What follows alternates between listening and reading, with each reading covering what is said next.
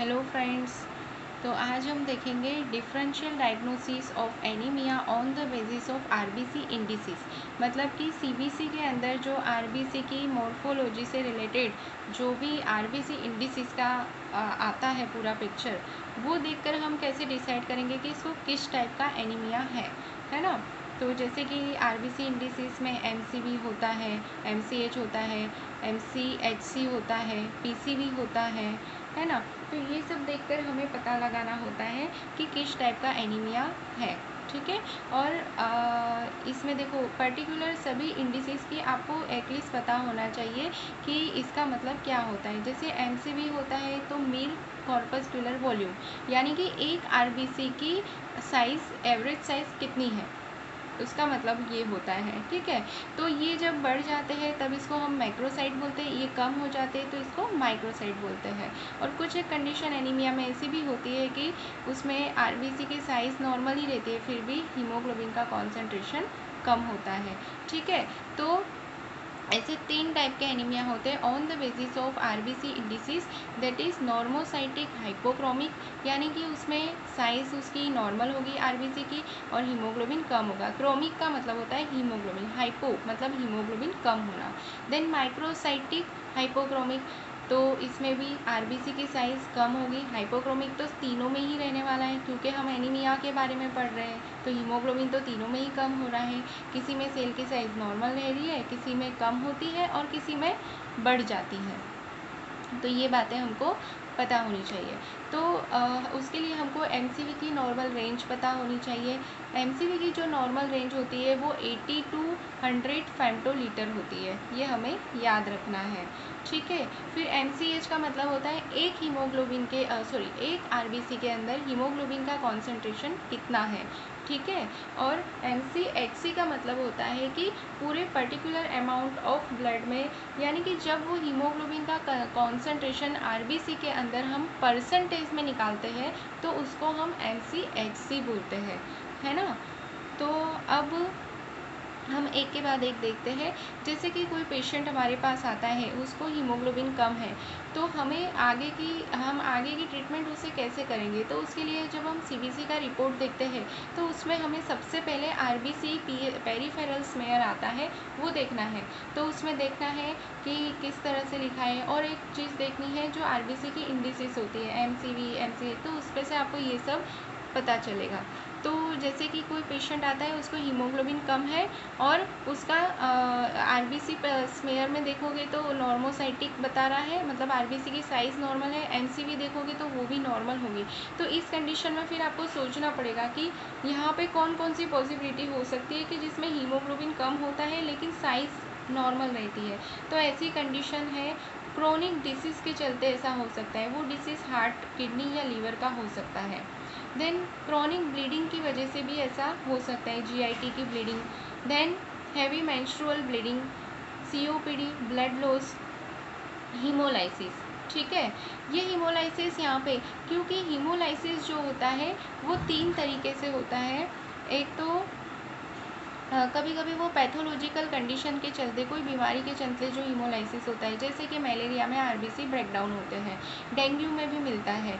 Then कभी ऐसा भी होता है, उसमें अगर इस तरह का हीमोलाइसिस है तो वहाँ पे आपको जो उसकी साइज़ होगी वो नॉर्मोसाइटिक मिलेगी।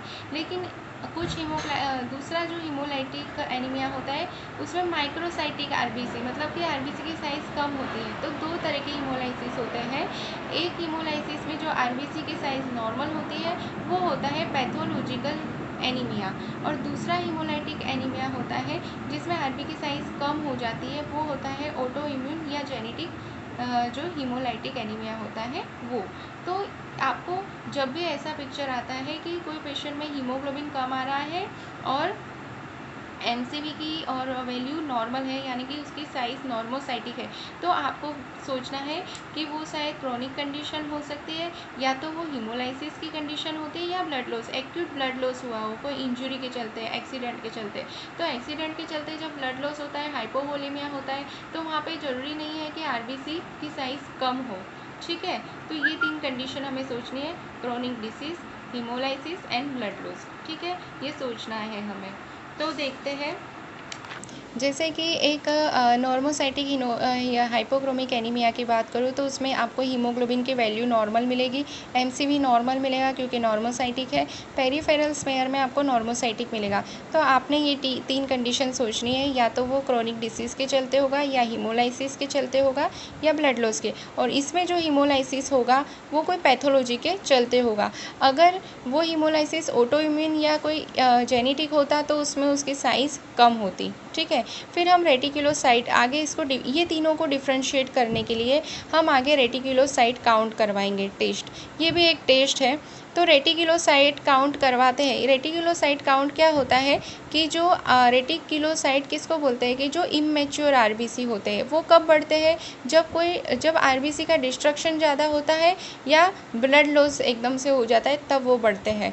तो हमने उसके आगे करवा लिया रेटिकुलोसाइट काउंट। अगर वो नॉर्मल आता है तो हमें समझ लेना है कि भाई इसमें आरबीसी बढ़ भी नहीं रहे हैं, तो ये क्रोनिक डिसीज़ की कंडीशन हो सकती है। फिर हमको उसकी हिस्ट्री वगैरह से आगे पूछना है। जबकि अगर ये इंक्रीज़ हुए आते हैं तो हमें क्या करना है, इसमें सोचना है कि वहाँ पे हीमोलाइसिस की कंडीशन हो सकती है, उसको पूछना है कोई डिसीज़ की, दूसरे डिसीज़ की तरफ आपको सोचना है उसके सिम्टम्स वगैरह पे से। ठीक है, या फिर ब्लड लॉस की वजह से भी हो सकता है।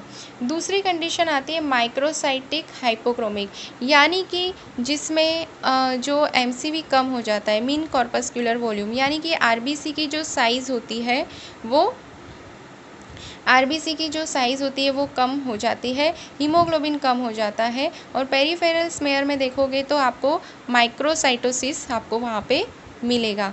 तो अब हमें इसमें पॉसिबिलिटी सोचनी है कि कौन कौन सी ऐसी कंडीशन है जिसमें माइक्रोसाइटोसिस मिलता है। तो पहला आता है आयरन डेफिशिएंसी एनीमिया, उसमें साइज़ कम होती है। फिर थैलेसेमिया, देन सिडेरोब्लास्टिक एनीमिया कि जिसमें आयरन जो होता है वो एब्जॉर्ब भी होता है, इनटेक भी अच्छा होता है, लेकिन वो यूज़ नहीं हो सकता। ठीक है, फिर G6PD deficiency and haemolytic anaemia, ये सारी कंडीशंस में जो है माइक्रोसाइट मतलब आरबी की साइज़ कम भी होती है। तो फिर हम आगे रेटिक काउंट करवाएंगे। इसमें अगर रेटिक काउंट करवाते हैं और वो नॉर्मल आता है, यानी कि वहाँ पे हमें समझना है कि वहाँ पे अगर वो नॉर्मल आ रहा है तो फिर ये 3 ऊपर वाली कंडीशन हो सकती है आयरन डेफिशिएंसी एनीमिया। क्योंकि मैंने आपको पहले भी बताया है कि रेटिक काउंट कब बढ़ते हैं, जब आरबीसी का डिस्ट्रक्शन ज़्यादा होता है, हीमोलाइसिस होता है, या फिर ब्लड लॉस की वजह से बढ़ता है। तो ये जो आगे की 3 कंडीशन है, आयरन डेफिशिएंसी एनीमिया, थैलेसेमिया, ये तो जेनेटिक कंडीशन है, ये डेफिशिएंसी वाली कंडीशन है, और ये भी जो आयरन के एब्सॉर्प्शन से रिलेटेड कंडीशन है। तो इसमें कहीं पे भी डिस्ट्रक्शन नहीं हो रहा है, तो रेटिकुलोसाइट काउंट कैसे होंगे, नॉर्मल होंगे। तो ये 3 कंडीशन हमारे लिए डिफ्रेंशिएट हो गई। अब आगे हम पहले क्या कराते हैं कि भाई देख लेते हैं इसका आयरन कहीं कम ना हो, तो आयरन प्रोफाइल कराएंगे। आयरन प्रोफाइल में क्या क्या आता है, सीरम आयरन, सीरम फेरिटिन, ठीक है, TIBC, ट्रांसफेरिन सेचुरेशन, ये सब करवाएंगे। अगर ये कम होता है तो वो डायग्नोस हो जाता है आयरन डेफिशिएंसी एनीमिया। लेकिन अगर ये भी नॉर्मल आता है तो फिर 2 कंडीशन बचती है हमारे लिए, थैलेसेमिया एंड सिडेरोब्लास्टिक एनीमिया। ठीक है, फिर हम ये दोनों कंडीशन को डिफ्रेंशिएट करने के लिए क्या करवाते हैं, HB इलेक्ट्रोफोरेसिस करके एक टेस्ट होता है वो करवाते हैं, जो कि मेनली थैलेसेमिया के लिए होता है। अगर वो पॉजिटिव आता है तो वो थैलेसेमिया है, और अगर वो नॉर्मल आता है तो वो सिडेरोब्लास्टिक एनीमिया है। ठीक है, अब आइए यहाँ पे देखते हैं। हमने आगे करवाया था, हमने देखा कि माइक्रोसाइट आ रहे थे, इसलिए हमने रेटिक काउंट करवाया था, और रेटिक काउंट करवाने के बाद हमने देखा कि उसमें इंक्रीज़ आ रहे हैं। तो हम फिर 2 पॉसिबिलिटी होती है, वहाँ पे G6PD डेफिशिएंसी हो सकती है, जो कि एंजाइम का एक डिसऑर्डर है जिसमें बाइबोन G6PD एंजाइम कम होता है। G6PD एंजाइम का काम होता है आरबीसी को डिस्ट्रक्शन से रोकना, लेकिन जेनेटिक डिसऑर्डर की वजह से ये एंजाइम प्रोड्यूस नहीं होता है, इसकी वजह से आरबीसी का डिस्ट्रक्शन बढ़ जाता है। तो यहाँ पे भी हीमोलाइसिस तो हो ही रहा है, इसलिए यहाँ पे रेटिक काउंट इंक्रीज होता है। और दूसरी पॉसिबिलिटी होती है हीमोलाइटिक एनीमिया। 2 टाइप की haemolytic anaemia, auto immune and genetic. अब आगे देखेंगे तो फिर G6PD को डिटेक्ट करने के लिए हम करवाएंगे G6PD एंजाइम टेस्ट। अगर वो पॉजिटिव आता है तो वो डायग्नोस हो जाता है कि इसको G6PD की डेफिशिएंसी, लेकिन वो टेस्ट नॉर्मल आता है तो फिर हमें आगे बढ़ना पड़ेगा। फिर हमें ये 2 टाइप के ऑटो इम्यून और हेरिडिटरी स्फेरोसाइटोसिस की तरफ आगे बढ़ना पड़ेगा। अब इसको डिफ्रेंशिएट करने के लिए कि भाई ये ऑटो इम्यून है या हेरिडेटरी है, तो उसके लिए हम कुम्स टेस्ट करवाते हैं। कुम्स टेस्ट जो है वो ऑटो इम्यून हीमोलाइटिक एनीमिया के लिए है। जैसे कि HB इलेक्ट्रोफोरेसिस थैलेसेमिया के लिए था, वैसे कुम्स टेस्ट जो है वो ऑटो इम्यून हीमोलाइटिक एनीमिया, अगर वो पॉजिटिव आता है तो उसको ऑटो इम्यून हीमोलाइटिक एनीमिया है, और अगर वो नेगेटिव आता है तो वो हेरिडेटरी स्फेरोसाइटोसिस है। तो ये था माइक्रोसाइटिक एनीमिया के लिए था। तो आप इसका स्क्रीनशॉट ले सकते हो कि किस तरह से हमें ये डिफ्रेंशिएट करना है। ठीक है, अब लास्ट कंडीशन जो बचती है वो होती है मैक्रोसाइटिक हाइपोक्रोमिक, जिसमें आरबीसी की साइज़ बढ़ जाती है। तो वहाँ पे HB तो कम ही मिलेगा, MCV बढ़ा हुआ मिलेगा, और पेरिफेरल स्मेयर में आपको मैक्रोसाइटोसिस, यहाँ पे भी हम रेटिक काउंट करवाएंगे, क्योंकि मैंने आपको बताया था कि कभी कभी हीमोलाइटिक कंडीशन में आरबीसी की साइज़ बढ़ती भी है क्रोनिक इम्यून हीमोलाइटिक एनीमिया में। तो अगर वो बढ़ा हुआ होता है तो ये डायग्नोस हो जाएगा, और रेटिक काउंट कराए बाद अगर वो नॉर्मल आते हैं तो फिर इतनी सारी कंडीशन के बारे में हमें सोचना पड़ेगा। जनरली वो कंडीशन परनीसियस एनीमिया या मेगालोब्लास्टिक एनीमिया से रिलेटेड होती है। परनीसियस एनीमिया B12 डेफिशिएंसी और megaloblastic anaemia B12 and folic acid, तो ये 2 ज़्यादा होते हैं चांसेस। इसके अलावा हाइपोथायरॉयडिज्म है, लिवर डिसीज़ है, अल्कोहलिज्म है, बोन मेरो कैंसर, ये इसमें भी मैक्रोसाइटोसिस मिलता है। ठीक है, तो इसका भी स्क्रीनशॉट आप ले सकते हो। तो ये था about differential diagnosis of anaemia on the basis of RBC indices. अगर वीडियो अच्छा लगा हो तो सब्सक्राइब ज़रूर करना।